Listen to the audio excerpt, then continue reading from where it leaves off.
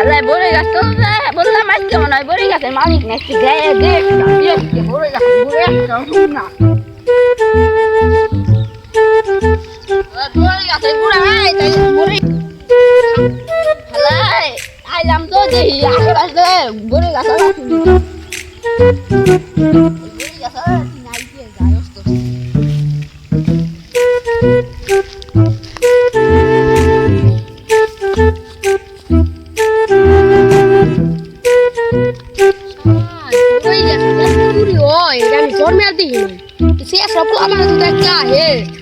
তো মারতে মারতে বর্তমানে গেলাম বড়ই বর্তমান